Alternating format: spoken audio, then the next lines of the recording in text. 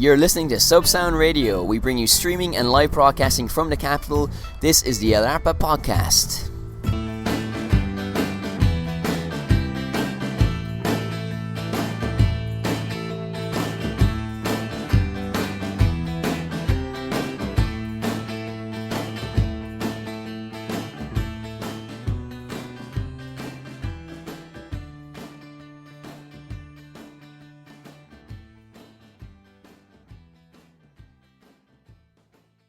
So, welcome to the Ep4 podcast. This is the preamble. Maria will be joining me in just a moment, but now is your opportunity to listen to an excerpt from an interview we made with an English poet, and he explains to us about his life in Madrid, and he reads a poem for us as well. So, check out that video on our Twitter and Facebook, and right now, just enjoy the excerpt, and after that, the beginning of the podcast. Welcome to the newest episode of the Ep4 podcast. We're sitting on a bench in a quite pleasant November evening. Maria, how are you? I'm very well, thank you. So this week we're talking about, well, can you tell our listeners what we're talking about? We're talking about silent movies.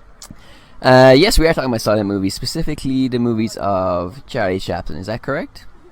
No. Okay, I stand corrected. So what have you been looking at in the past week? We have been talking, but not about this, so... Yeah, well, mostly Chaplin, but also other bits and pieces from before even. Okay, so I think most of us probably remember, or believe we remember, the first movie we ever saw. Do you remember when you were first exposed to silent movies?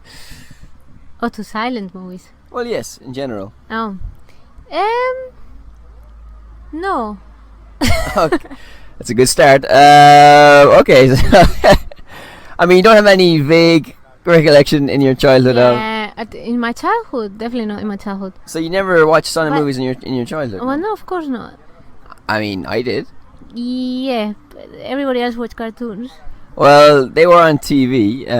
So what did in Ireland? In Ireland, yes, we had the old black and white tube station there for 40 years before we got the colour in. But no, okay, so when did you first start watching these movies? Last week. Okay, so... No, we're not cutting that. Okay, so...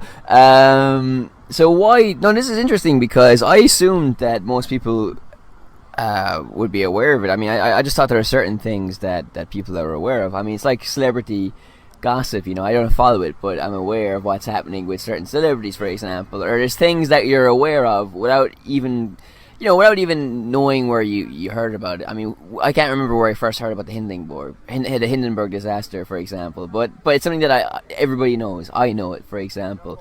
I can't remember specifically when I've seen a Charlie Chaplin movie, but most people have an idea of what a Charlie Chaplin movie looks like. So for my point is, my point is, you know, I mean, did you have you must have had some kind of cultural background or exposure to Chaplin, indirectly at least, you know, when you're younger.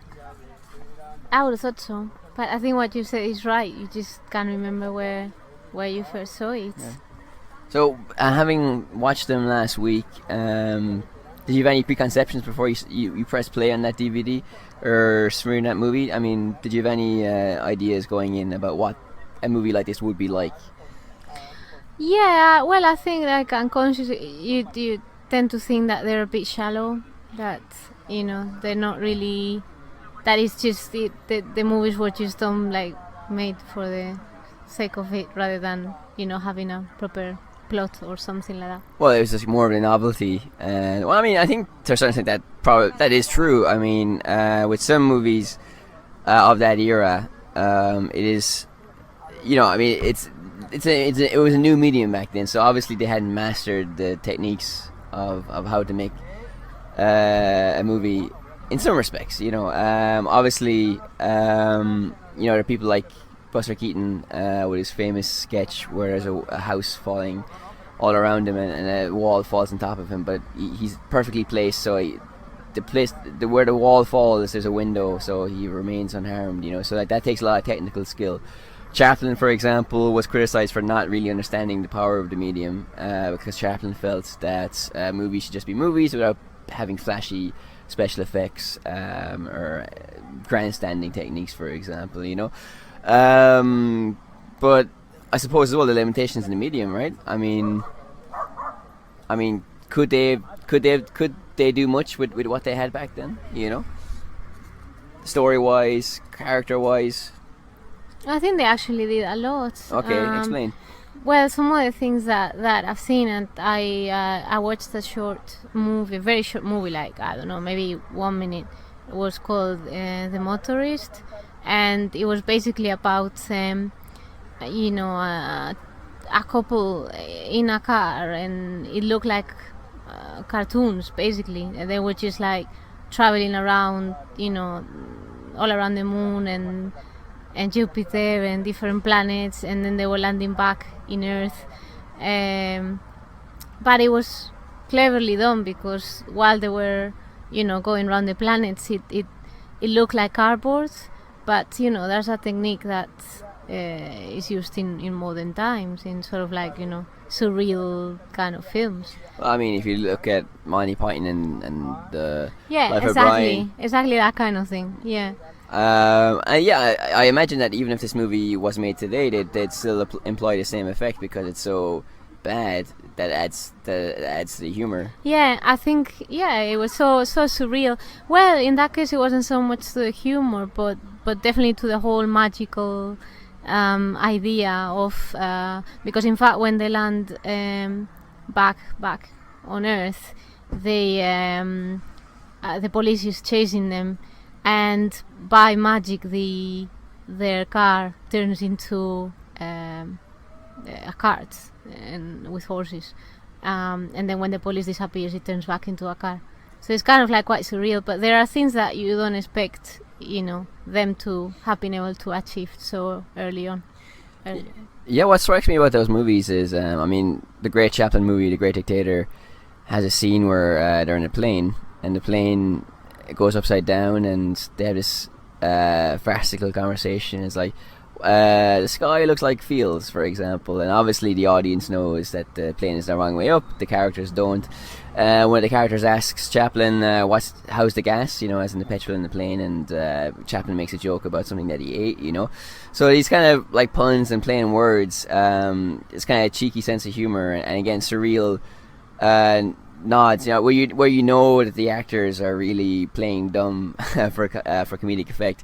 You can see it in so many movies, from Naked Gun, Hot Shots Part 2, some movies not so good, but the sense of humor, I just find that the sense of humor hasn't changed that much, and you always think that the past is a different country, and the movies of the past would be of a different flavor, but I think what is kind of common in movies today can be found in movies of Chaplin's era as well.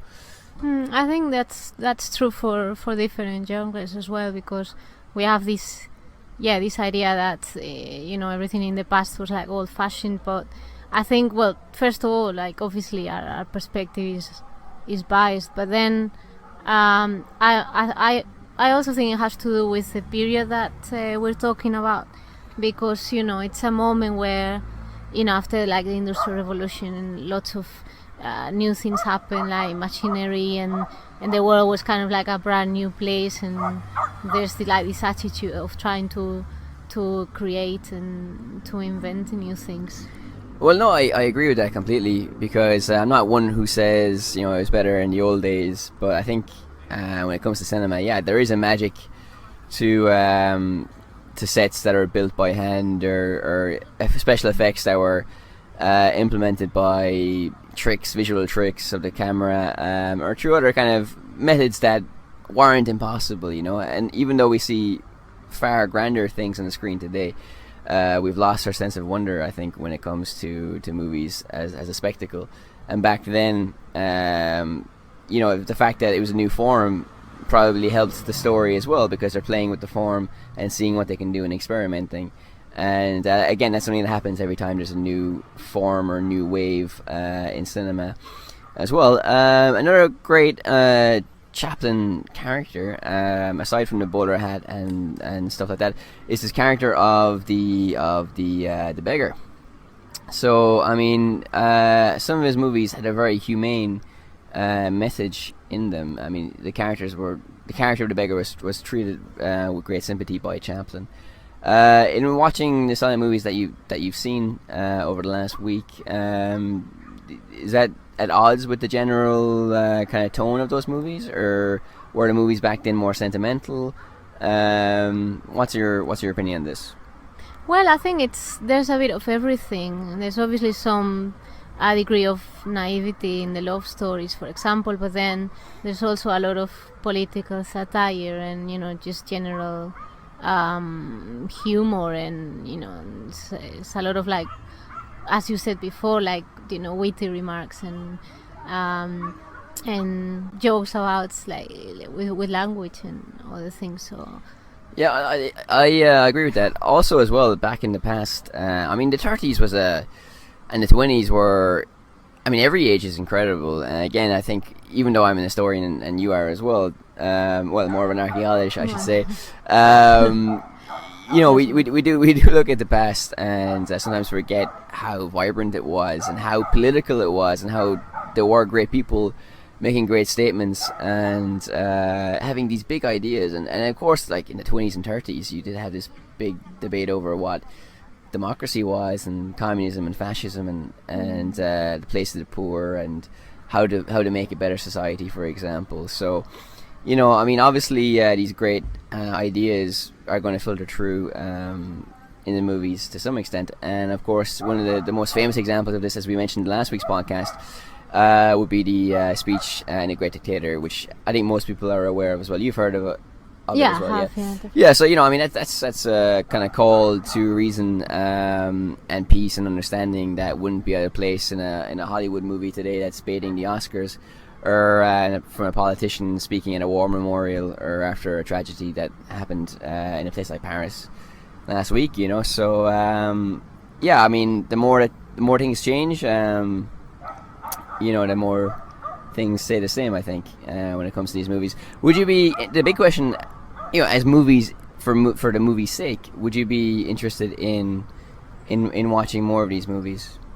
I think I would, especially after reading some of, a little bit of background about them, because there was an aspect which I found very interesting, related to perception and how, because these movies didn't, you weren't fed all the story, but it was more suggested to you, that the spectator had to fill in the gaps and use the imagination a lot more, and in so doing they were able to engage in a, because you had the music and then the black screen with the writing, but between the writing you had interpretation, more or less. But I mean, only some of the movies had dialogues, but some of them didn't even have dialogues at all, only the music.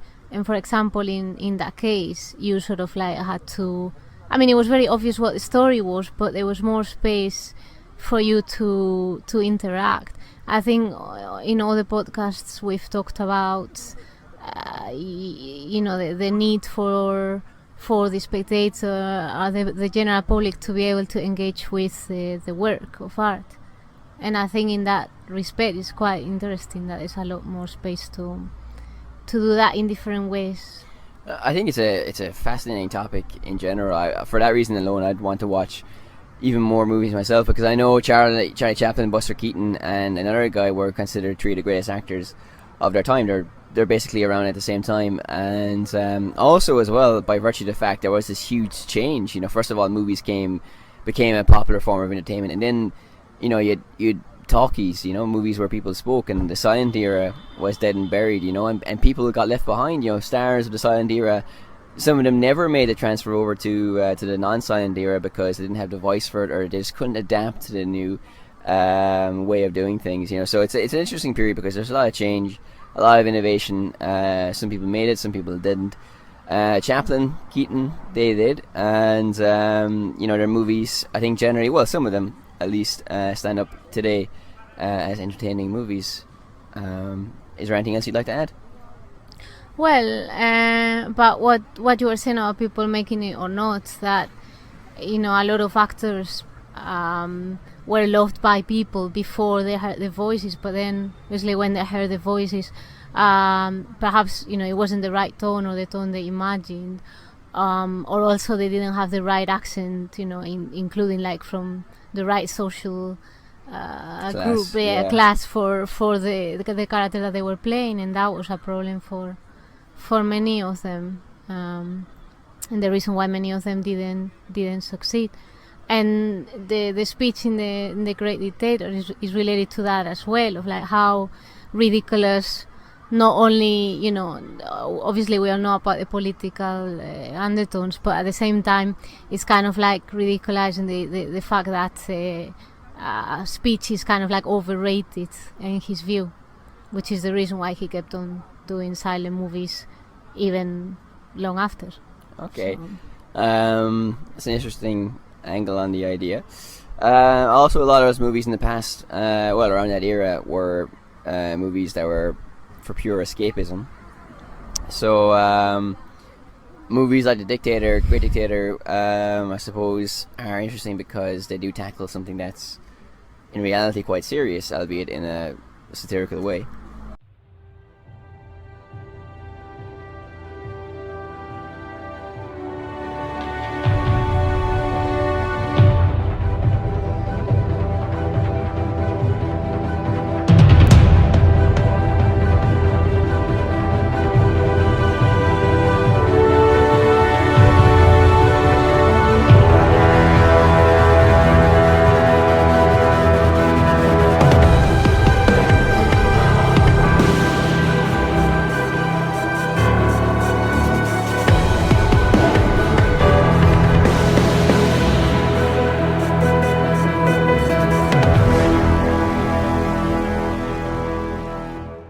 Okay, so welcome back to part 2 of the show. Thank you very much for listening on this topic of silent movies. So this is Enda from the El Arpa podcast saying bye-bye. Maria saying bye. You're listening to Subsound Radio. We bring you streaming and live broadcasting from the capital. This is the El Arpa podcast.